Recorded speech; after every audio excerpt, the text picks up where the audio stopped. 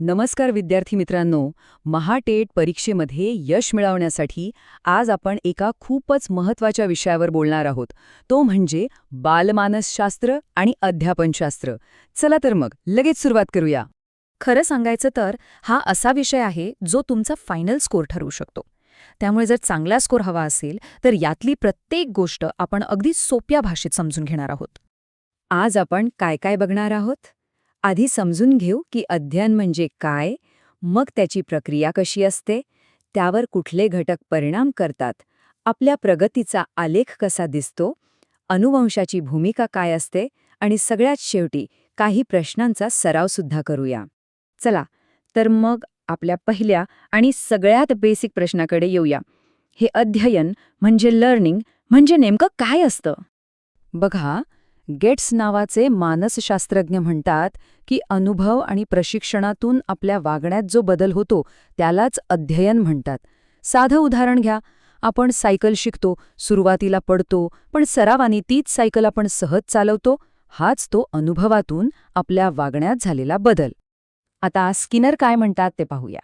त्यांच्या मते अध्ययन म्हणजे आपल्या वर्तनात होणारी एक प्रगतिशील सुधारणा आहे. म्हणजे काय? तर आपण चुकांमधून शिकतो आणि हळूहळू आपलं वागणं अधिक चांगलं, अधिक अचूक होत जातं. वुडवर्थ यांनी याला अजून एका वेगळ्या अँगलने पाहिलंय. ते म्हणतात की नवीन ज्ञान मिळवून त्या माहितीनुसार आपली प्रतिक्रिया बदलणं हेच अध्ययन आहे. जसं की आपल्याला एकदा कळलं की आग गरम असते की आपण परत तिला हात लावायला जात नाही.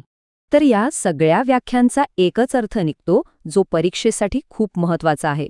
अध्ययन म्हणजे काय? तर वर्तनात होणारा एक प्रकारे कायमस्वरूपी बदल. हा वर्तनातील बदल हा शब्द मात्र पक्का लक्षात ठेवा. ठीक आहे, अध्ययन म्हणजे काय हे तर कळलं, पण ही शिकण्याची प्रक्रिया नक्की होते कशी? यात नेमके कोणते टप्पे असतात? चला ते समजून घेऊया. शिकण्याची प्रक्रिया साधारणपणे या 6 टप्प्यांमधून जाते. सगळ्यात आधी आपल्यासमोर एक ध्येय असतं. समजा परीक्षेत पास व्हायचंय. मग आपल्याला प्रेरणा मिळते, पण त्या ध्येयाच्या मार्गात काहीतरी अडथळा येतो. तेव्हा आपण वेगवेगळे प्रयत्न करतो आणि त्यातूनच आपल्याला योग्य मार्ग सापडतो. आणि शेवटी सतत सराव करून ते ज्ञान किंवा कौशल्य आपल्या अंगवळणी पडतं. या सगळ्यामध्ये हा जो प्रयत्न प्रमादवाला टप्पा आहे ना, तो खूप महत्वाचा आहे.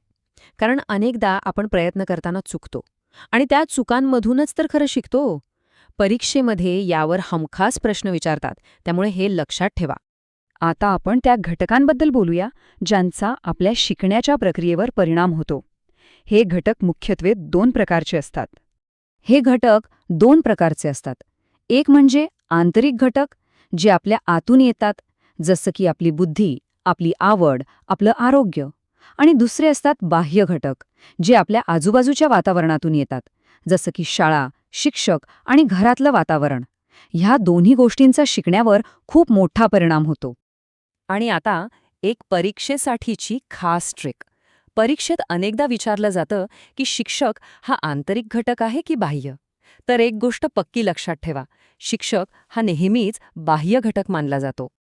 आपण जे काही शिकतो त्याची प्रगती कधीच एका सरळ रेषेत होत नाही. ही प्रगती मोजण्यासाठी किंवा दाखवण्यासाठी अध्ययन वक्र ही संकल्पना वापरली जाते. अध्ययन वक्र म्हणजे काय? तर आपल्या शिकण्याच्या प्रगतीचा एक ग्राफ. सुरुवातीला आपला उत्साह खूप असतो, त्यामुळे शिकण्याचा वेग जास्त असतो. काही काळानंतर तो वेग थोडा कमी होतो आणि मग कधी कधी एक अशी वेळ येते जिथे आपली प्रगती थांबल्यासारखी वाटते. यालाच पठारावस्था म्हणतात. आणि मग पुन्हा योग्य प्रयत्न केल्यावर प्रगतीला वेग येतो. पण सगळ्यात महत्त्वाचा प्रश्न हा आहे की ही पठारावस्था किंवा प्लॅटो येतोच का? आपल्या अभ्यासात असा टप्पा का येतो जिथे आपल्याला वाटतं की काहीच प्रगती होत नाहीये? याची काही मुख्य कारणं आहेत. एक तर अभ्यास करून थकवा आलेला असतो किंवा कंटाळा येतो. कधीकधी आपली अभ्यास करायची पद्धत चुकीची असते. आणि हो, एक गोष्ट लक्षात ठेवा, पठारावस्थेच्या कारणांवर परीक्षेत हमखास प्रश्न विचारला जातो. हा त्यांचा आवडता प्रश्न आहे. आता आपण एका थोड्या पुढच्या संकल्पनेकडे वळूया.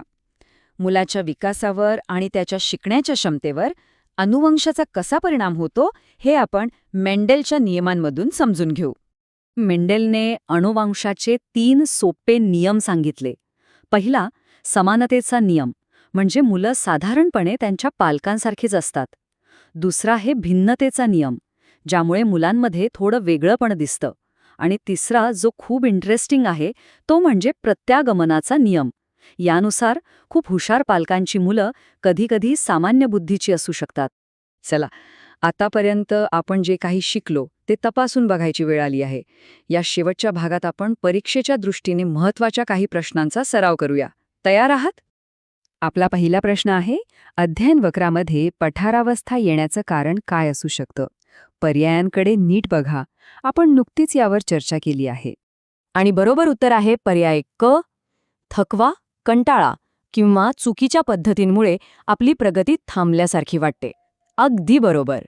आपला पुढचा प्रश्न, परिपक्वता हा अध्ययनावर परिणाम करणारा आंतरिक घटक आहे की बाह्य? आठवून बघा, आपण घटकांची विभागणी पाहिली होती. आणि बरोबर उत्तर आहे आंतरिक घटक. कारण परिपक्वता ही विद्यार्थ्याच्या आतून येणारी एक नैसर्गिक वाढ आहे. मला आशा आहे की ह्या सराव आणि विश्लेषणाने तुमच्या संकल्पना अधिक स्पष्ट झाल्या असतील. परीक्षेसाठी खूप खूप शुभेच्छा.